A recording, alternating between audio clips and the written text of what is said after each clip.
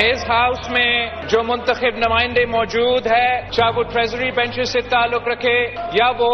Opposition benches پہ بیٹھے ہوئے ہو، کہ جہاں ہمارا سیاسی اختلافات ہو سکتے ہیں، نظریاتی اختلافات ہو سکتے ہیں، جہاں تک اس ملک کی سلامتی کی بات ہے، جہاں تک اس ملک کے دشمن اور مخالفوں کی بات ہے، اور جہاں تک ان دہشت گردوں اور ان درندوں کے مقابلے کرنے کی بات ہے، تو نہ صرف اس پورا ہاؤس کو ایک ہونا چاہیے مگر اس پورا ملک کو ایک ہو کے ان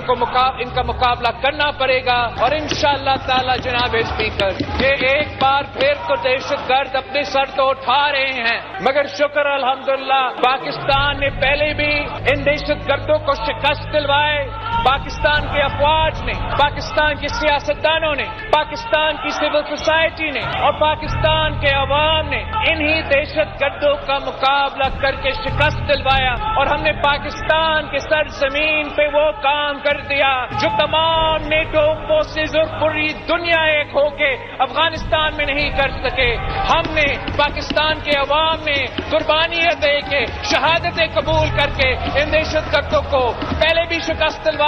اور انشاءاللہ تعالی ایک بار پھر ہم ان کو شکست دلوائیں گے۔